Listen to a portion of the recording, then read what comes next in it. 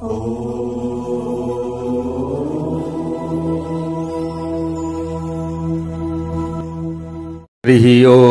स्वस्ति श्री गणेशाय नमः।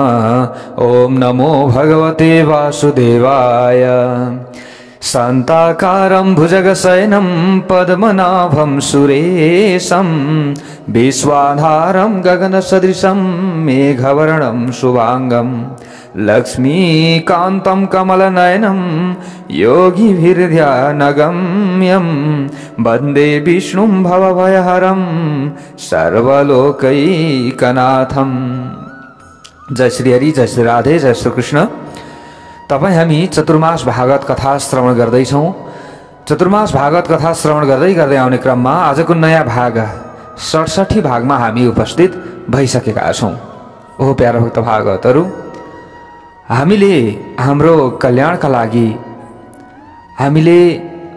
हामी विशेष आफ्नो जीवनलाई सुधार गर्नका लागि विभिन्न भगवानका गुणानुवाद आदिलाई श्रवण गर्नका लागि तल्लीन भइरहेका छौँ र पितृहरू प्रसन्न बन्नुहुन्छ भगवानको गुणानुवाद आदिको श्रवणद्वारा र भगवानका यी मन्त्र आदिको हामीले जप गरियो। ओम नमो भगवते वासुदेवाय, ओम विष्णवे नमः। यी मन्त्रहरूको अधिकाधिक जप गरियो भने पनि हाम्रा पितृहरू अत्यन्त प्रसन्न बन्नुहुन्छ र उहाँहरू पार तर्नुहुन्छ। शास्त्र आदिले यसरी वर्णन गरेका छन्। हामीले गर्ने केही विधिहरू अलग छन् पितृहरूका लागि गर्ने, र पितृहरूलाई उद्धार गर्ने भगवान हुनुहुन्छ, देवता हुनुहुन्छ। हामीले बारम्बार यही त भनिरहेका छौँ नि। तर जुन हामीले गर्नुपर्ने विधिहरू त्यसमा अलिकति केही फरक पनि हुन्छन्। तर यति हो, विधि हामीले गर्नुपर्दछ अनि हामीले भगवानसँग पुकारा गरेर, भगवानसँग प्रार्थना गरेर आफ्ना पितृहरूको उद्धार गर्नुपर्दछ। हेर्नुहोस् त, जो प्रहलादजी हुनुहुन्थ्यो नि, प्रहलादजीले पनि भन्नुभयो नि, अब आफ्ना पिता हिरण्यकश्यपको मृत्यु भएको थियो भगवानको हातबाट। त प्रहलादजीले भन्नुभयो, प्रभु मेरा माता पिताको अधोगति नहोस्, उद्धार होस्।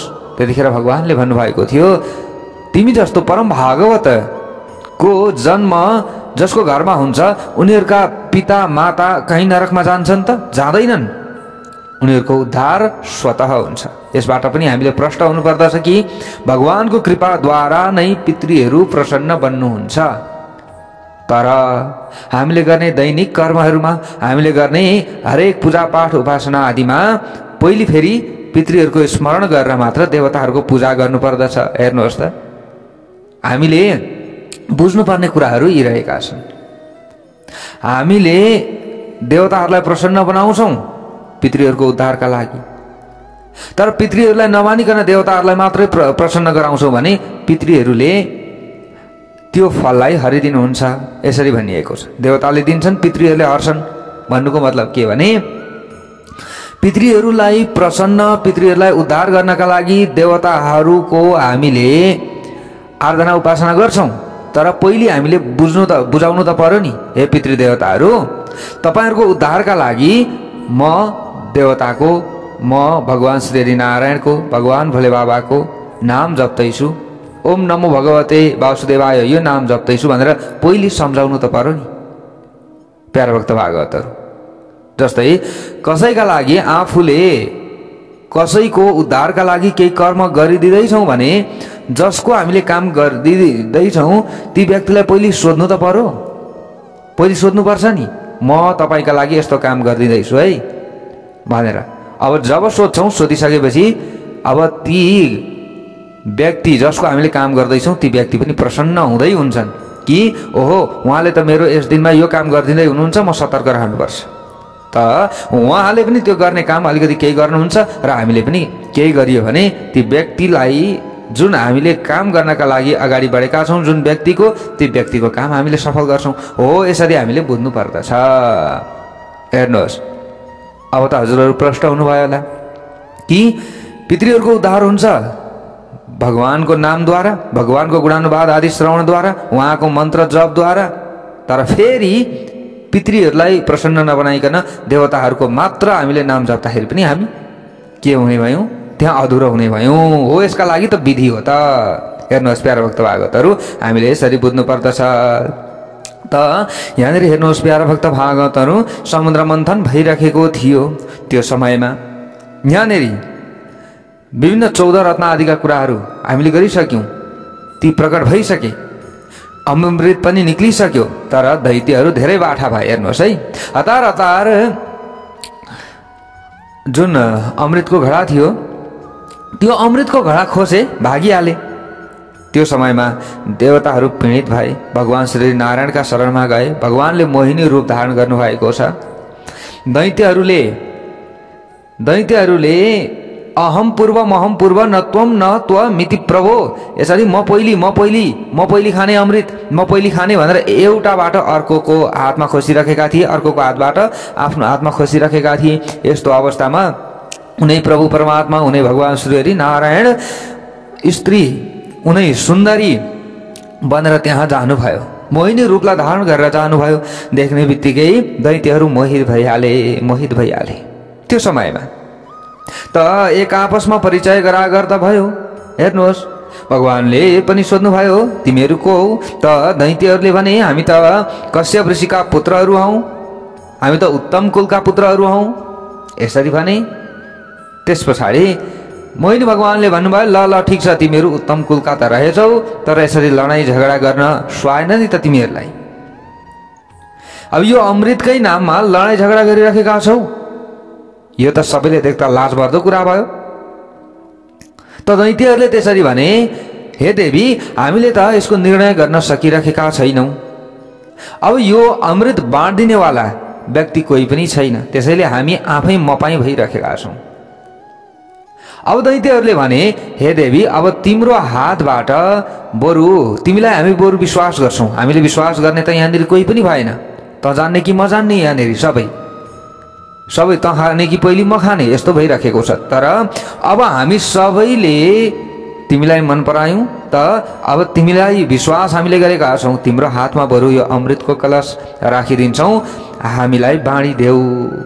हेर्नुहोस् है प्यारा भक्त भागवतहरू, त भगवानले अब त्यस पछाडि पहिले त के गर्नुभयो भने उनीहरूको त्यो वचनको त्याग गर्नुभयो। मोहिनी भगवानले बोल्नुभयो, पहिले अझै विश्वास त दिलाउनु पर्यो नि उनीहरूलाई। राम राम राम राम राम, के भन्दै हुनुहुन्छ तपाईँहरू?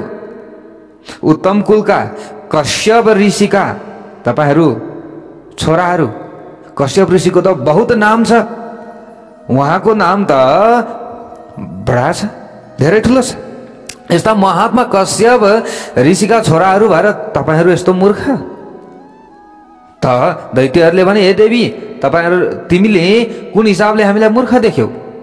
हामी कसरी मूर्ख छौँ? त मोहिनी भगवानले फेरि भन्नुभयो, अब तपाईँहरू मूर्ख नभएर के भन्नु त? अब मैले के भनौँ? कसरी?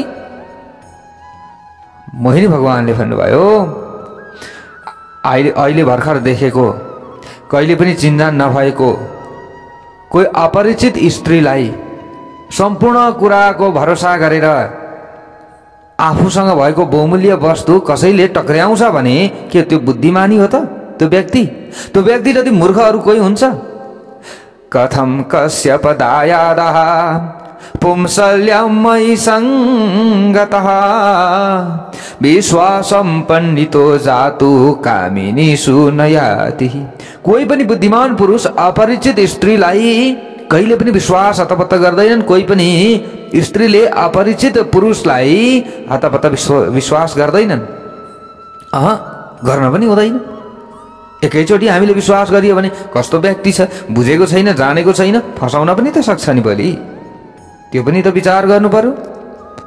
जस्तै अहिले तपाईहरूले जुन कार्य गर्दै हुनुहुन्छ त्यो गलत कार्य छ। अब हेर्नुहोस् है, मोहिनी भगवानले दैत्यहरूको दिमाग यहाँ भुटिनु भएको छ। अब दैत्यहरूलाई विश्वास भयो। अब दैत्यहरूले विचार गरे, एक आपसमा काने खुसी गर्न थाले। ओहो, यी देवी त निकै पढे लेखेकी जस्ती छिन्, निकै उच्च खानदानको हुनुपर्दछ, निकै ज्ञानवान छिन्, कुरा त ठिक गर्दैछिन्, विश्वास गर्न हुँदैन भनेर तर होइन होइन, यस्तो वचन बोल्नेवाला स्त्रीले जसले हामीलाई सम्झाउँदैछिन् पक्कै पनि उसलाई विश्वास गर्दा हाम्रो केही पनि बिग्रिँदैन।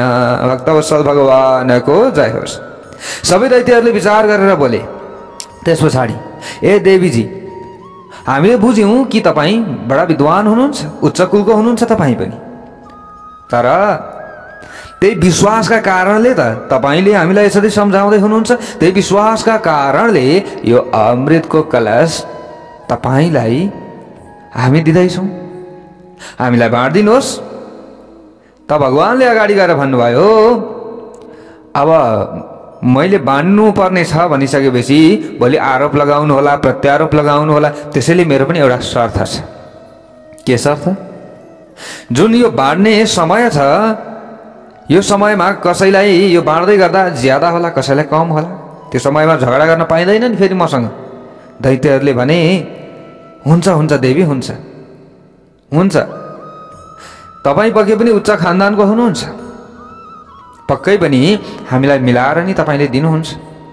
अब हामीले आपसमा झगडा गरेर के पाउनु छ, तपाईँसँग झगडा गरेर के पाउनु छ?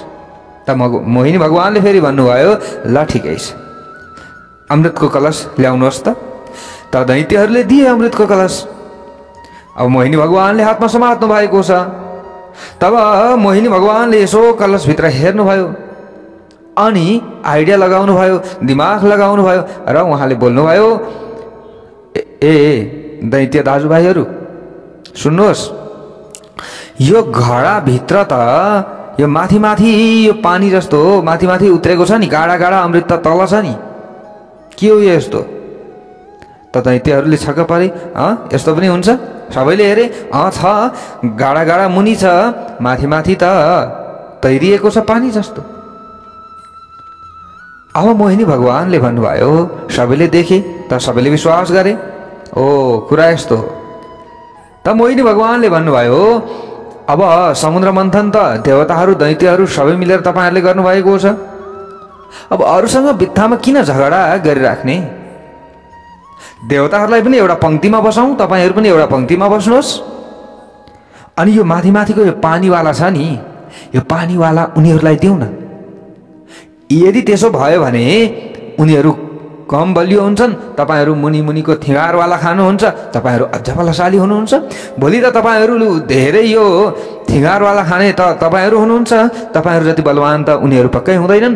भोलि त तपाईँहरूले जसरी पनि जित्नुहुन्छ। आजै किन यो स्वार्थी भने जस्तो गर्ने? तपाईँहरू त उच्च खानदानको हुनुहुन्छ नि, उच्च कुलको हुनुहुन्छ नि। हेर्नुहोस् त, कश्यप ऋषि त्यस्ता महान तपस्वीका छोराहरू भोलि तपाईँहरूलाई अरूले राम्रो भन्ने छैनन् नि, त उनीहरूलाई यसो दे जस्तो पनि हुने अनि फाइदा आफूलाई पनि हुने, त्यो काम गरौँ न। त जब मोहिनी भगवानले यसरी बोल्नुभयो, बोल्ने बित्तिकै मुस्कुराउँदै मुस्कुराउँदै मोहिनी भगवानले यो बोल्नु भएको थियो। मोहिनी भगवानको त्यो रूप सुधाको पान गर्दै गर्दै हेर्नुहोस् प्यारो भक्त भागवतहरू, अब दैत्यहरू मोहित भइसकेका थिए। दैत्यहरूले त्यो कुरालाई स्वीकार गरे। भक्तवत्सल भगवानको जय होस्। दैत्यहरूले स्वीकार गरे। त्यस पछाडि देवताहरूलाई पनि बोलाइयो, एक लाइनमा राखियो। देवताहरूले त बुझिसकेका छन् सबै कुरा, एक लाइनमा दैत्यहरूलाई राखियो। अब मोहिनी भगवानले अमृत बाँड्न थाल्नुभयो, बाँड्न थाल्नुभयो। हेर्नुहोस् है प्यारो भक्त भागवतहरू, देवताहरूको लाइनबाट बाँड्दै जाँदै हुनुहुन्थ्यो, बाँड्दै जाँदै हुनुहुन्थ्यो। अमृतको भाँडो त कोल्टिँदा कोल्टिँदै निकै घोप्टिन थालिसक्यो त, अमृत त नपुग्ला जस्तो भइसक्यो त अब हेर्दा हेर्दै। त त्यो समयमा स्वर भानु नाम गरेको एउटा दैत्य निकै चलाक रहेछ। हेर्नुहोस् है, निकै बुद्धिमान रहेछ त्यो समयमा नि, जसको नाम थियो स्वर भानु। उसलाई शङ्का भयो कि त्यो भाँडो त जुन कलश रहेको छ, कलश त अमृतको त निकै कोल्टेको छ, निकै निकै। ओहो, पक्कै पनि अमृत सकिन आँट्यो। अब अरूलाई जेसुकै होस्, म चाहिँ अमर हुनुपर्दछ। बुद्धिमान थियो, तुरुन्त देवताहरूको भेष बनायो। सूर्य र चन्द्रको बीचमा हेर्नुहोस् है, अञ्जली यसरी थापेर अब यो स्वर भानु नाम गरेको दैत्य बस्यो। भक्तवत्सल भगवानको जय होस्। अब सूर्य र चन्द्रको बीचमा हेर्नुहोस् है, स्वर भानु नाम गरेको दैत्य बसेको छ। भगवानले बाँड्दै जानुभयो, बाँड्दै जानुभयो। बाँड्दै जाने क्रममा सूर्य चन्द्र आदिले पनि प्राप्त गरे, बीचमा बसेको स्वरभानुले पनि अमृतलाई प्राप्त गर्यो। तुरुन्त अतर अतर अमृत निल्यो। तर तुरुन्त अब सूर्य र चन्द्रको बीचमा कोही पनि त्यहाँनिर बीचमा प्रवेश गर्छ भने त्यो व्यक्ति लुक्न सक्छ होला? सक्दैन। जतिसुकै गरे पनि लुक्न सक्दैन। तुरुन्त सूर्य चन्द्रले इसारा गरिदिए कि ओ यो त दैत्य हो, दैत्य हो प्रभु भन्ने बित्तिकै भगवानले तुरुन्त त्यतिखेर सुदर्शन चक्रको आह्वान गर्नुभयो। स्वरभानु नाम गरेको दैत्यको राक्षसको शिर काटिदिनु भयो। भक्तवत्सल भगवानको जय होस्। अब हेर्नुहोस् है, अब असुर दुई भागमा परिणत भयो। हेर्नुहोस् है, दुई भागमा विभक्त भयो। तर के भएको थियो? उसले अमृत पिएको थियो। त्यसै कारणले गर्दा अब शिर ठ्याक्कै घाँटी काटियो नि त। घाँटी काटिने बित्तिकै अब माथि पनि अमृत थियो, घाँटीबाट हुँदो पनि अमृत उसले पिइसकेको थियो। त्यो कारणले गर्दा अब दुईटै त्यहाँनिर जीवित भयो। हेर्नुहोस्, मरेन। अब मरेन। माथिको भाग के भयो? राहु भयो। तलको भाग के भयो? केतु भयो। तुरुन्त भगवान अन्तर्ध्यान हुनुभयो। अब यहाँ कथा प्रसङ्ग आदिमा अब राहु र केतुलाई पनि पछि नवग्रहको स्थान प्रदान गरियो भन्ने विभिन्न कथाहरू छन् प्यारा भक्त भागवतहरू। अब सूर्य चन्द्र मङ्गल बुध बृहस्पति शुक्र शनि त छँदै थिए। यिनीहरू त देवताकै गणनामा आइरहेका थिए। अब शनि पनि सूर्यकै पुत्र हुन्। हेर्नुहोस् प्यारा भक्त भागवतहरू, अब त्यो समयमा राहु र केतुलाई पनि चाहिँ यहाँनिर नवग्रहको स्थान दियो। यिनीहरू जीवित भए र मनुष्यहरूलाई उनीहरूको कर्मको फल दिनु। राम्रो कर्म गरे, अब राम्रो स्थानमा राहु र केतु भए राम्रै फल दिन्छ, नराम्रो ठाउँमा भए नराम्रै फल दिन्छ। जस्तै सङ्कटा भयो होइन, सङ्कटाको दशा हामीलाई आइलागेको छ। अनि तपाईँको चाहिँ राहु नीच केतु नीच एकदम खराब स्थानमा अनि शत्रुको स्थानमा बसेको छ भने त त्यसले राम्रो गर्ने भएन। त्यसको दशा अन्तर्दशा प्रत्यन्तर दशामा त्यसले त हामीलाई त चुर्लुममा बनाउँछ। हेर्नुहोस् राहु र केतुले। अब यही राहु र केतुद्वारा व्यक्तिहरूलाई राम्रो पनि हुनसक्छ, नराम्रो पनि हुनसक्छ। तर अधिक अब यिनीहरू खराब स्वभावका भएका कारणले गर्दा राम्रोभन्दा नराम्रो नै हुन्छ भन्ने कुरा छ। हेर्नुहोस् है प्यारो भक्त भागवत। त्यसैले अब राहु र केतु हामीले भन्ने गर्छौँ। अनि ग्रहण लाग्छ नि, अब सूर्य र चन्द्रको बीचमा यो स्वरभानु नाम गरेको जुन राक्षस बसेको थियो यही राहु र केतु भयो।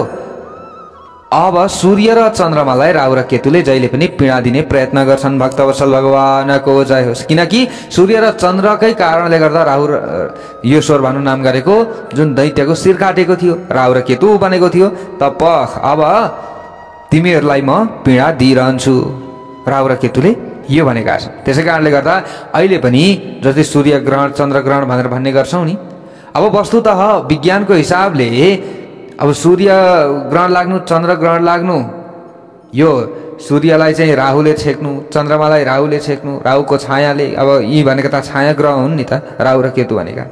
हेर्नुहोस् यसले छेक्नु भनेर यसरी भनिन्छ विज्ञानको हिसाबले। अब हामीले देख्दा त्यस्तै देख्छौँ, त्यस्तै सोच्छौँ। तर खास प्रमाणिक कुरा चाहिँ के भएर त्यस्तो भएको छ त? यो संसारमा के भएर त्यस्तो भएको छ त भन्दा इतिहास भनेको यस्तो छ। हेर्नुहोस् है प्यारो भक्त भागवतहरू, पहिले हामीले इतिहास बुझ्नु पर्दछ। अब पछाडि अनुसन्धान गर्दाखेरि त अब यो भएर यस्तो भएको रहेछ होइन, समुद्रको चाहिँ छायाले छेकेको रहेछ भन्ने कुराहरू पनि छन्। अब त्यो छाया नै के भन्नु त भन्दा यो राहु र केतु बनेको छ। हेर्नुहोस् छाया ग्रह भनेर बसेका छन् राहु र केतु। अब इतिहास यस्तो रहेको छ। अब त्यसलाई त विज्ञानले यसो के रहेछ त के भएर लागेको रहेछ भनेर खोज्दाखेरि जे देखिन्छ त्यसलाई त प्रमाण बनाइन्छ। अब यहाँनिर त्यो पहिलेको इतिहासका यी पात्रहरूलाई त्यहाँ ल्याएर ठिङ्रिङ राख्न त सकिँदैन। हेर्नुहोस् तर भएको स्थिति चाहिँ के थियो भने यस्तो थियो। हेर्नुहोस् है प्यारो भक्त भागवतहरू, हामीले यसरी बुझ्नु पर्दछ। जस्तै नारायण कवच हामीले दैनिक दैनिक पाठ गर्छौँ, दैनिक दैनिक श्रवण हामीले गर्छौँ भने हाम्रो यो हड्डीमा पनि चुम्बकीय शक्ति आउँछ हो। अब चुम्बकीय शक्ति केले आयो? नारायण कवचको प्रभावले आयो।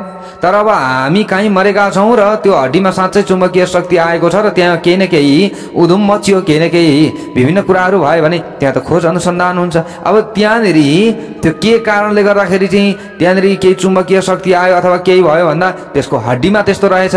अब यो हड्डीमा पो यस्तो हुँदो रहेछ भन्ने कुरा त्यहाँनिर विज्ञानले प्रमाणित गर। तर मेन कारण के हो त भन्दा त्यो त उसले पत्ता लगाउन सक्दैन।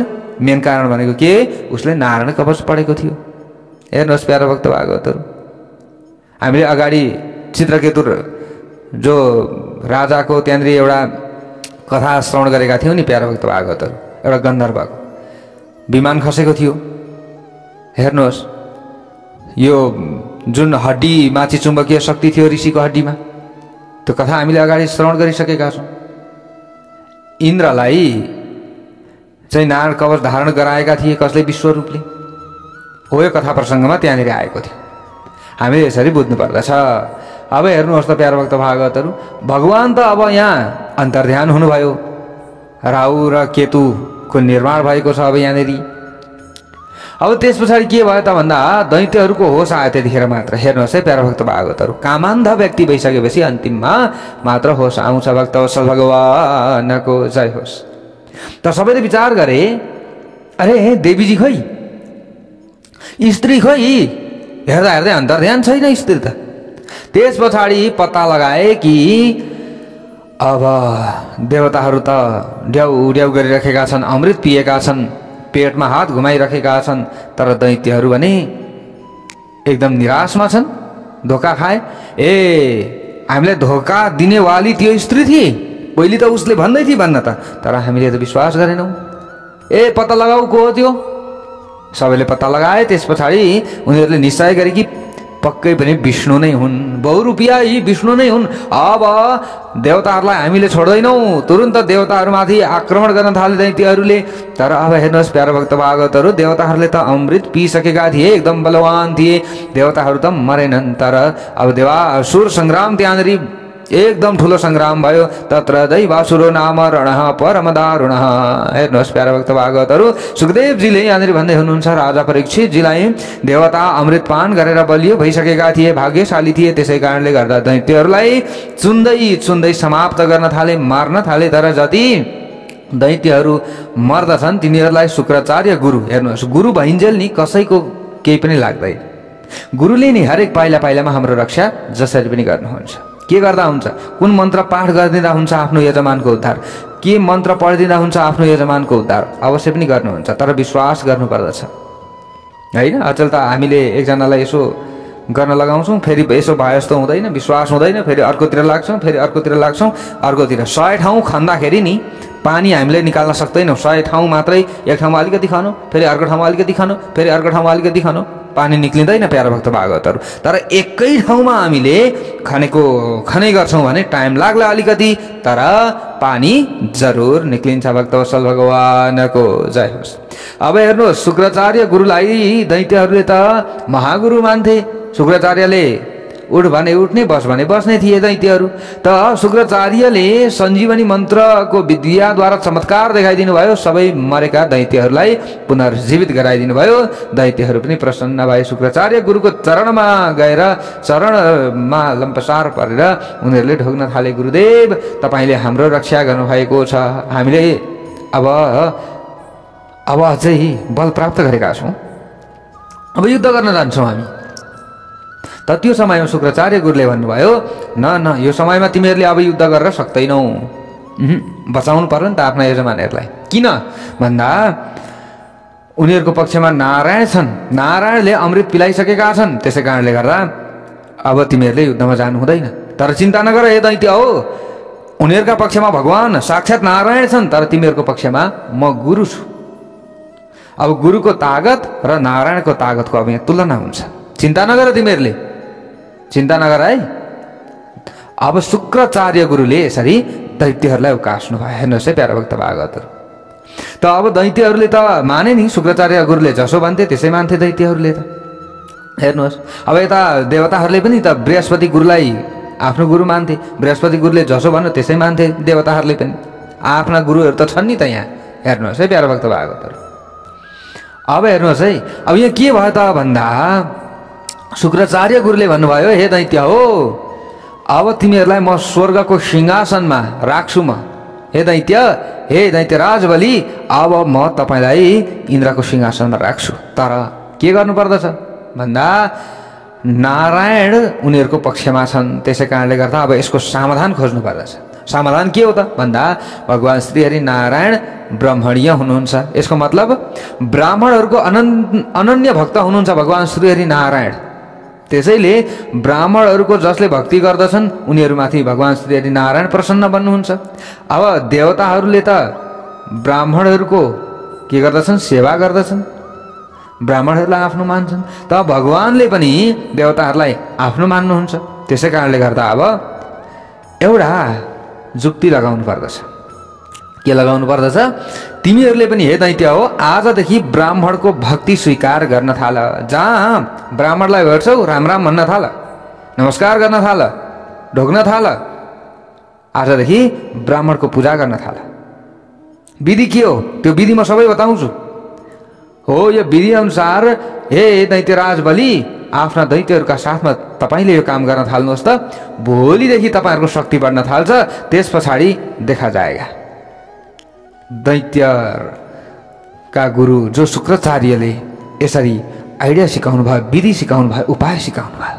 हेर्नुहोस् है प्यारा भक्त भागवतहरु। अब जो दैत्यराज बलि थिए, बलिले पनि आफ्ना गुरुले जे भन्नुभएको थियो त्यही मान्न थाले। ब्राह्मणहरूलाई बोलाएर अब ब्राह्मणहरूलाई भोजन गराउन थाले बलिले। हेर्नुहोस् है, दान दक्षिणा दिन थाले। अब राजा थिए त के को कम थियो उनलाई? हेर्नुहोस्, अब भोजन गराउन थाले, दान दक्षिणा दिन थाले। ब्राह्मणहरू अति प्रसन्न भए। आफूले बिहान बेलुका गायत्री जपेका थिए। हेर्नुहोस्, त्यस्ता तपोवलवाला ब्राह्मणहरू थिए। आज त त्यस्ता ब्राह्मण भेट्न पनि गाह्रो छ। हेर्नुहोस्, तर पनि भेटिन्छ भेट्न त कहीँ कहीँ। हेर्नुहोस् है प्यारा भक्त भागवतहरु।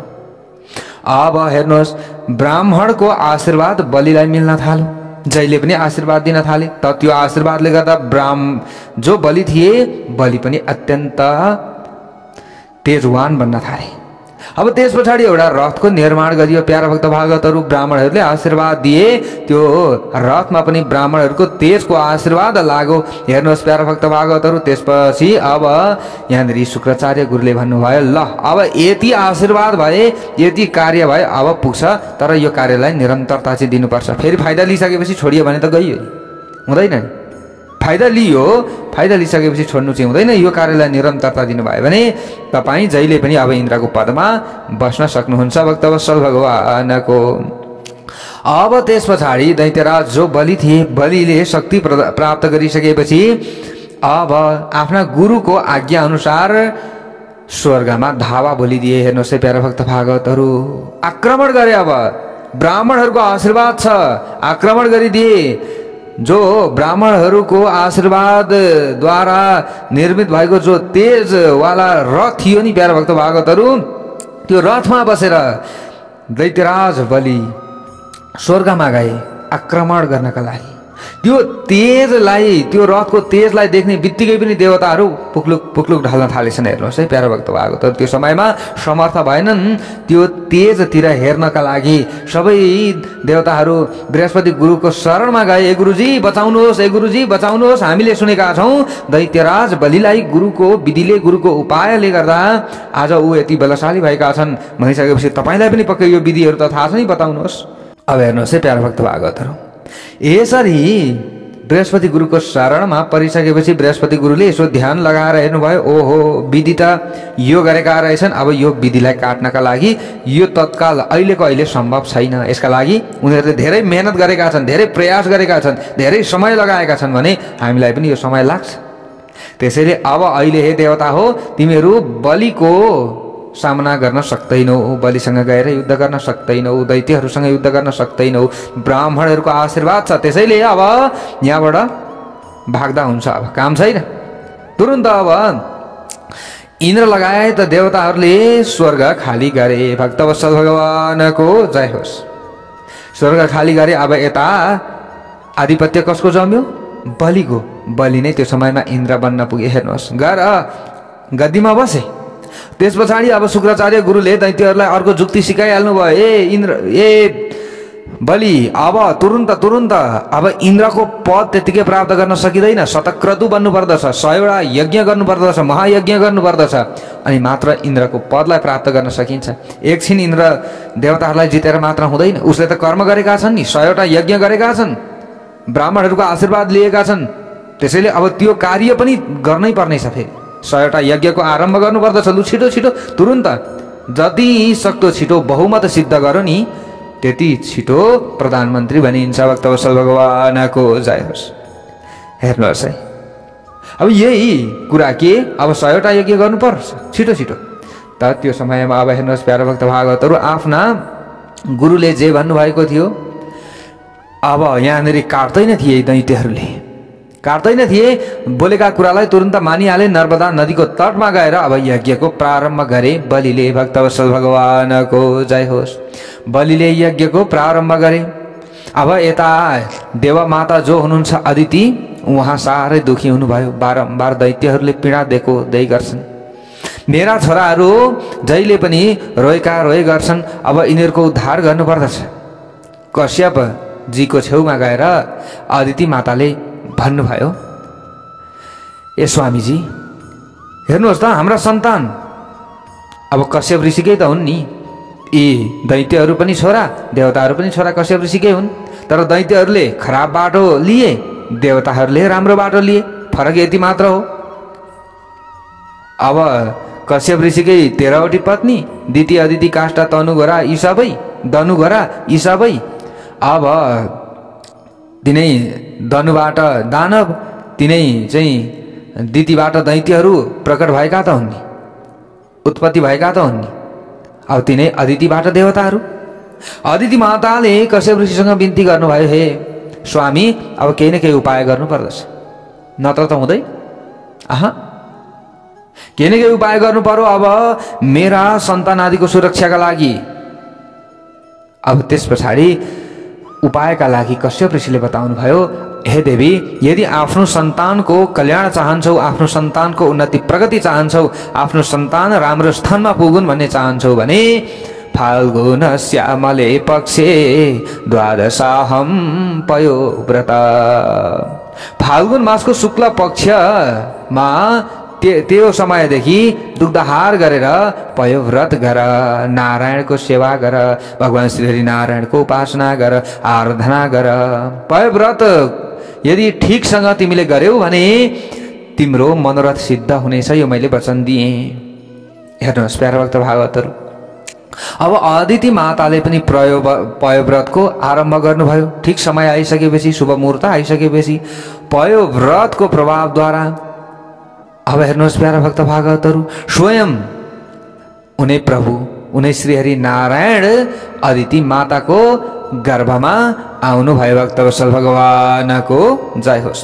कालान्तरमा गएर भाद्र महिनाको शुक्ल पक्षको द्वादशीको दिनमा अभिजित मुहूर्तमा मध्याह 12 बजी अदिति माताको गर्भबाट भगवान उनै वामन प्रादुर्भाव हुनुभयो। वामन भगवानको जय होस्। तं वटुं वामनं दृष्ट्वा मोदमाना महर्षयः कर्माणि कारयामासु पुरस्कृत्य प्रजापतिम्।